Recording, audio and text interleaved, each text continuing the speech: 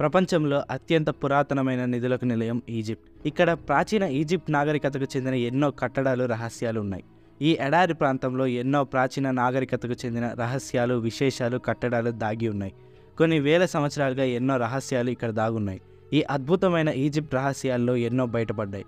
కొన్ని సంవత్సరాలుగా ఈ ప్రాంతంలో ఎన్నో పరిశోధనలు, తవ్వకాలు జరుగుతూనే ఉన్నాయి. ఇప్పటికీ ఎన్నో రహస్యాలు వీటిలో దాగి ఉన్నాయి.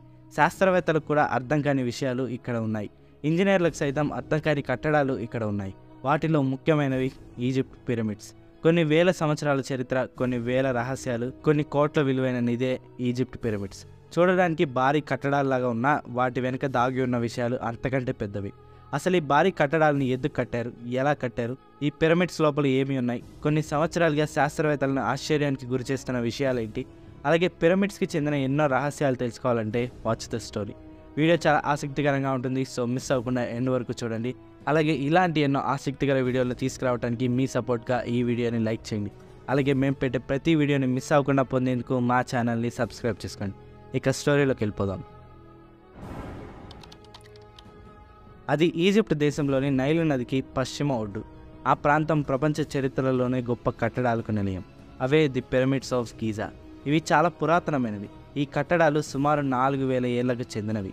ఇలాంటి పిరమిడ్స్ ప్రాచీన ఈజిప్ట్ ప్రాంతంలో 118 ఉన్నాయి. వీటిలో దాదాపు 80 పిరమిడ్లు ప్రస్తుత సుడాన్ దేశంలో ఉన్నాయి. మిగతావి ప్రస్తుతం ఈజిప్ట్ దేశంలో ఉన్నాయి. ఈ పిరమిడ్స్ నిజానికి ఈజిప్ట్ ఫరోల సమాధులు. ప్రాచీన ఈజిప్ట్ రాజులను ఫరోలు అని అనేవారు. ఈ పిరమిడ్స్ అన్నింటిలో చాలా ప్రఖ్యాతి చెందినవి పిరమిడ్స్ ఆఫ్ గీజా. ఈ గీజా పిరమిడ్స్ నైలు నది యొక్క వెస్ట్ బ్యాంక్ దగ్గర ఉంటాయి. ఈ పిరమిడ్లను 4th డైనాసిటీ అంటే 2543 బీసీ నుండి 2436 బీసీ మధ్యలో నిర్మించారు. ఈ పిరమిడ్స్ని వాటిని కట్టించిన రాజు పేరుతో పిలుస్తారు. ఈ గీజా పిరమిడ్స్లో పెద్ద పిరమిడ్ పేరు పిరమిడ్ ఆఫ్ ఖుఫు. ఖుఫు అనే రాజు ఈ పిరమిడ్ని కట్టించారు. ఇదే ప్రపంచంలోని అతిపెద్ద పిరమిడ్. ఈ పిరమిడ్ యొక్క ఎత్తు 147 మీటర్లు. ఇక రెండవ పిరమిడ్ పేరు పిరమిడ్ ఆఫ్ కాఫ్రే. కాఫ్రే అనే రాజు ఈ పిరమిడ్ని కట్టించాడు. ఇక మూడవది పిరమిడ్ ఆఫ్ మెనకౌర్. మెనకౌర్ అనే మరొక రాజు ఈ పిరమిడ్ని కట్టించాడు. నిజానికి ఈ పిరమిడ్స్ ఆ రాజుల యొక్క సమాధులు. కానీ ఇంత పెద్ద సమాధులు ఎందుకు కట్టారు అనే సందేహం రావచ్చు. ఈ పిరమిడ్ల నిర్మాణం చాలా కష్టం, అలాగే చాలా ఖర్చుతో కూడుకున్న పని. వీటిని నిర్మించడానికి కొన్ని సంవత్సరాల సమయం పడుతుంది. ఆ రాజులు వారి జీవితాంతం వారి సమాధులను నిర్మించుకునేవారు. కొన్ని ప్రాచీన కథల ప్రకారం ఒక్కో పిరమిడ్ యొక్క నిర్మాణం సుమారు 20 సంవత్సరాల సమయం పడుతుంది. బట్ ఇంతకంటే ఎక్కువ సమయం కూడా పట్టొచ్చు. ఎందుకంటే ఈ పిరమిడ్స్ని కొన్ని లక్షల టన్నుల లైమ్ స్టోన్ అలాగే గ్రెనైట్తో నిర్మించారు. ఈ రాళ్లతో ఇంత పెద్ద కట్టడాలను కట్టడానికి 20 సంవత్సరాల కంటే ఎక్కువ సమయం పడుతుంది. ఇంత సమయం పట్టినప్పటికీ అప్పటి రాజులు ఈ నిర్మాణాలు చేయడం వెనుక ఉన్న కారణం ప్రాచీన ఐగుప్తీల నమ్మకాలు.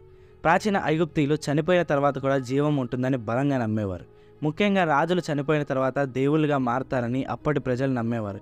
ఇందుకోసమే రాజులు తమ తర్వాత జీవితం కోసం ఈ సమాధులను నిర్మించుకునేవారు. చనిపోయిన తర్వాత జీవించడానికి కావలసిన అన్ని వస్తువులు సమాధుల్లో ఉంచేవారు. అందుకే రాజులు పెద్ద పెద్ద సమాధులను నిర్మించుకునేవారు. ఈ సమాధులలో చాలా ప్రదేశాలు ఉంటాయి. ఈ ప్రదేశాల్లో రకరకాల వస్తువులు ఉంచుతారు. రాజు చనిపోయిన తర్వాత ప్రజలు రాజుకి ఇచ్చే కానుకలే ఆహారంగా మారతాయని నమ్మేవారు. ఇందుకోసమే అప్పటి ప్రజలు రాజుకు బంగారం, ఆహారం, ఇతర వస్తువులు కానుకలుగా తెచ్చేవారు. ఈ కానుకలన్నింటినీ ఆ సమాధిలో పెట్టేవారు. వీటితో పాటు కొన్ని ప్రత్యేక వస్తువులు ఈ సమాధుల్లో పెట్టేవారు. రాజు ప్రయాణించడానికి రథాలు అలాగే నౌకలు సమాధిలో ఉంచేవారు. ఈ రథాలను బంగారంతో తయారు చేసేవారు. ఈ రథాల సాయంతో రాజు చనిపోయిన తర్వాత ప్రయాణిస్తాడు అని వారు నమ్మేవారు. అలాగే రాజులు చనిపోయిన తర్వాత వేరే లోకానికి వెళ్ళడానికి నైలు నది దాటి వెళ్తారని, అందుకోసం సమాధుల్లో కొన్ని పడవ బొమ్మలు కూడా ఉంచేవారు. దీంతో ఈ వస్తువులను ఉంచడానికి సమాధులను చాలా పెద్దగా నిర్మించుకునేవారు. మొదట్లో ప్రాచీన ఐగుప్తు రాజులు చిన్న ఇళ్లను సమాధుల్లాగా నిర్మించుకునేవారు. వీటిని మస్తాబాస్ అని అనేవారు. కొన్ని సంవత్సరాల వరకు అన్ని ఇలానే నిర్మించుకునేవారు. కొన్ని సంవత్సరాల తర్వాత ఈ సమాధులను నిర్మించే నిర్వాహకులకి కొత్త ఆలోచన వచ్చింది. ఈ మస్తాబాలను ఒకదానిపై ఒకటి పరిమాణం తగ్గించుకుంటూ నిర్మిస్తే ఈ సమాధులలో కొన్ని అంతస్తులు నిర్మించవచ్చని, ఈ అంతస్తులలో మరికొన్ని వస్తువులు ఉంచవచ్చని అనుకున్నారు. అందుకే ఈ మస్తాబాలను ఒకదాని మీద ఒకటి అమర్చి అంతస్తులతో కూడిన సమాధిని నిర్మించారు. అదే పిరమిడ్ ఆఫ్ జోసెఫ్ ఫరో. ఇక దీని నుండే ఆ తర్వాత పిరమిడ్లను నిర్మించడం మొదలుపెట్టారు. అందుకే దీన్నే మొట్టమొదటి పిరమిడ్గా పిలుస్తారు. ఇప్పటికీ ఈ పిరమిడ్ ఉంది. ఇప్పటికీ ఇందులో ఎన్నో రహస్యాలు దాగి ఉన్నాయి. అలా మొదలైంది ఈజిప్ట్లో పిరమిడ్ల నిర్మాణం. ఇక ఇప్పుడు ఈ పిరమిడ్లను ఎవరు నిర్మించారో చూద్దాం. పిరమిడ్ల నిర్మాణం గురించి ఎన్నో రకరకాల సిద్ధాంతాలు వచ్చాయి. బానిసలు ఈ పిరమిడ్లను నిర్మించారని కొన్ని సిద్ధాంతాలు వచ్చాయి. బానిసల చేత వెట్టి పనులు చేయించి ఈ పిరమిడ్లను నిర్మించాలని చాలా సిద్ధాంతాలు వచ్చాయి. బట్ ఈ సిద్ధాంతాలకు ఎలాంటి ఆధారాలు లేవు. నిజంగా బానిసలే ఈ పిరమిడ్లను కట్టుంటే ఇంత బాగా కట్టి ఉండరని కొంతమంది చెప్పారు. బానిసలు పిరమిడ్స్ని నిర్మించినట్టు ఎలాంటి ఆధారాలు లేవు. ఇక మరొక సిద్ధాంతం ఏలియన్స్. ఎలాంటి టెక్నాలజీ లేకపోయినా అంత ఎత్తైన పిరమిడ్లను నిర్మించడం చాలా కష్టం. ఈ రోజుల్లో బరువైన వాటిని క్రేన్ల ద్వారా పైకి తీసుకువెళ్తున్నారు. కానీ ఆ రోజుల్లో ఏ టెక్నాలజీ లేకుండా బరువైన రాతిని పైదాకా తీసుకువెళ్ళడానికి కారణం ఏలియన్స్ అని కొన్ని సిద్ధాంతాలు వచ్చాయి. ఈ పిరమిడ్లను ఏలియన్స్ నిర్మించాయని కొంతమంది చెప్పారు. బట్ దీనికి కూడా ఎలాంటి ఆధారాలు లేవు. ఇక మరొక సిద్ధాంతం అట్లాంటిస్. అట్లాంటిస్ అనే నగరానికి చెందిన వ్యక్తులు ఈ పిరమిడ్స్ని నిర్మించారని కొన్ని సిద్ధాంతాలు వచ్చాయి. అట్లాంటిస్ అనే ఒక ఆధునికత చెందిన మహానగరం ఒకప్పుడు ఉండేదని ఇప్పటికీ చాలామంది నమ్ముతారు. ఈ నగరానికి చెందిన వారే పిరమిడ్స్ని కట్టారని కొన్ని సిద్ధాంతాలు వచ్చాయి. అసలు అట్లాంటిస్ నగరం ఉందా లేదా అనేదే ఇప్పటికీ ఒక మిస్టరీ. ఇదంతా ఒక కట్టు కదా అని అంటారు. దీంతో ఈ నగరానికి చెందిన వ్యక్తులు పిరమిడ్స్ని కట్టారనే సిద్ధాంతాన్ని అన్వేషకులు కొట్టిపారేశారు. ఇలాంటి ఎన్నో సిద్ధాంతాలు ఈ పిరమిడ్ల నిర్మాణం గురించి వచ్చాయి. పురావస్తు శాస్త్రవేత్తలు దీనికి సంబంధించి కొన్ని ఆధారాలు కనుగొన్నారు. పురాతన ఐగుప్తీయులే ఈ పిరమిడ్లను నిర్మించారని కొన్ని ఆధారాలు దొరికాయి. పురావస్తు శాస్త్రవేత్తలు ఈ పిరమిడ్స్ నిర్మించిన వారికి సంబంధించిన కొన్ని క్యాంప్స్ని కనుగొన్నారు. ఈ నిర్మాణకుల గురించి 2013లో దొరికిన కొన్ని అవశేషాల్లో ఉన్నదాని ప్రకారం కొంతమంది గ్రూప్స్గా డివైడ్ అయ్యి ఈ పిరమిడ్స్ని నిర్మించారు. ఈ పత్రికలలో మరొక విషయం రాసి ఉంది. ఈ నిర్మాణం చేసిన వ్యక్తులు నిజానికి రైతులు. వీరిని ఈజిప్ట్లోని చాలా ప్రదేశాల నుండి ఇక్కడికి రప్పించారు.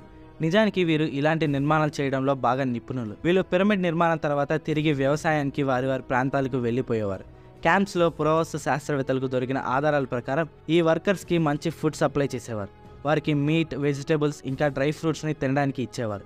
అలాగే నిర్మాణం చేసే పై అధికారులకు ఈజిప్ట్లో మంచి మంచి స్థలాలు కూడా ఇచ్చేవారు. ఈ వర్కర్స్కి సరైన వైద్యం కూడా అందుబాటులో ఉంచేవారు. వీటికి సంబంధించిన చాలా ఆధారాలు ఆర్కియాలజిస్ట్కి దొరికాయి.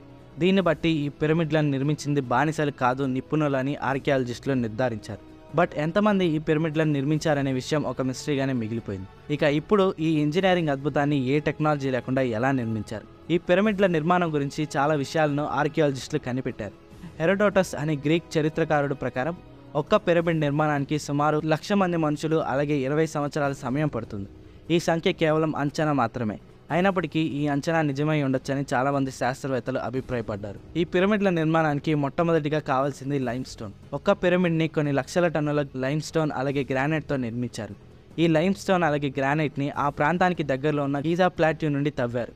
ఈ రాళ్లను ఆ రోజుల్లో ఉన్న రాగి ఆయుధాలతో ముక్కలుగా చేశారు.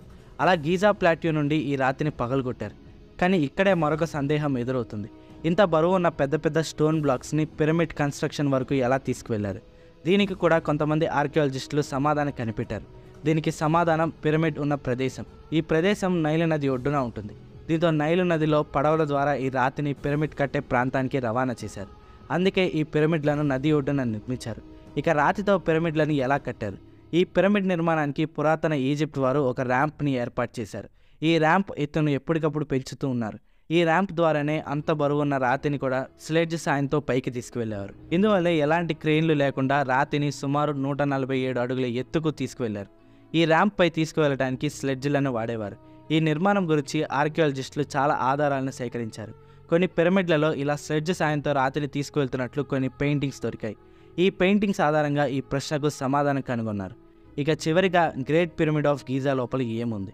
ఈ పిరమిడ్లో చాలా పరిశోధనలు చేశారు. ఈ పిరమిడ్ లోపల చిన్న దారులు ఉన్నాయి. ఈ దారులను అనుసరించి వెళ్తే పిరమిడ్లోని బరియల్ ఛాంబర్కి వెళ్తాం. ఈ ప్రదేశంలో ఒక గ్రానైట్ బ్లాక్ ఉంటుంది. ఇందులో ఒకప్పుడు మమ్మీని ఉంచారు. ఈ పిరమిడ్లో మరికొన్ని ఛాంబర్స్ కూడా ఉన్నాయి, కానీ ఇవన్నీ ఖాళీగా ఉన్నాయి. ఈ ఛాంబర్స్లో ఒకప్పుడు నిధి అలాగే బంగారపు వస్తువులు ఉండేవి. కానీ ఆ తర్వాత కాలంలో ఈ ట్రెజర్ అంతటినీ దొంగలు దోచుకున్నారు. ఈ ఛాంబర్కి దారులు చాలా రహస్యంగా చిన్నగా ఉంటాయి. ఈ పిరమిడ్ లోపల అంతా టనల్స్ లాగా ఉంటుంది. ఆర్కియాలజిస్టులు ఈ పిరమిడ్లో ఒక సీక్రెట్ టనల్ని కనుగొన్నారు. ఈ టనల్ చాలా చిన్నది. ఈ టనల్ మనిషి సరిపోలేనంత చిన్నది. ఈ టనల్ చాలా పొడవుగా ఉన్నట్లు అనిపించింది. దీంతో ఈ టనల్ ఎటు వెళ్తుందో అని ఆ టనల్ లోపల సరిపోయే అంత రోబోట్ కెమెరాని టనల్ లోపలికి పంపించారు. ఈ రోబోట్ చాలా దూరం ప్రయాణించిన తర్వాత ఒక గోడ దగ్గర ఆగింది. ఈ గోడకి 2 హ్యాండిల్స్ లాగా ఉన్నాయి. చూడటానికి ఒక డోర్ లాగా ఉంది ఈ గోడ. దీంతో ఇది టనల్ ముగింపు కాదని, ఆ డోర్ వెనకాల ఏదో ఉందని పురావస్తు శాస్త్రవేత్తలు అనుకున్నారు. బట్ ఆ గోడ దాకా ఏ మనిషి చేరుకోలేడు. దీంతో రోబోట్ కెమెరా సాయంతో ఆ గోడకి డ్రిల్లింగ్ చేసి ఆ హోల్ నుండి అవతల ఏముందో చూడాలని అనుకున్నారు. దీంతో ఆ రోబోట్ని మళ్ళీ పంపించారు. ఆ రోబోట్ వెళ్ళి ఆ గోడకు హోల్ చేసి ఆ హోల్ నుండి అవతల ఏముందో కెమెరాతో రికార్డ్ చేసింది. ఆ హోల్ అవతల మరొక తలుపు ఉంది. ఇదే ఆర్కియాలజిస్టులను ఆశ్చర్యానికి గురిచేసింది. ఈ తలుపు వెనుక ఇంకెన్ని తలుపులు దాగి ఉన్నాయో ఈ పిరమిడ్ని కట్టిన వాళ్ళకే తెలియాలి. దీంతో ఈ పిరమిడ్స్ లోపల మనుషులు వెళ్ళలేనివి, మనుషులకి ఇంకా తెలియనివి ఎన్నో దాగి ఉన్నాయి. ఇలా అద్భుతమైన విషయాలు, అడుగడుగున రహస్యాలతో ఈ ఈజిప్ట్ పిరమిడ్స్ ఇప్పటికీ గొప్ప కట్టడాలుగా చరిత్రలో నిలిచాయి. దీని గురించి మీరేమనుకుంటున్నారో కామెంట్ చేయండి. So that's the story. మళ్ళీ కలుద్దాం మరొక ఇంట్రెస్టింగ్ టాపిక్తో. ఇలాంటి మరిన్ని ఆసక్తికర వీడియోలను తీసుకురాబోతున్నాను. వాటిని తీసుకురావడానికి ఈ వీడియోని ఖచ్చితంగా లైక్ చేసి మా ఛానల్ని సబ్స్క్రైబ్ చేసుకోండి. Thanks for watching.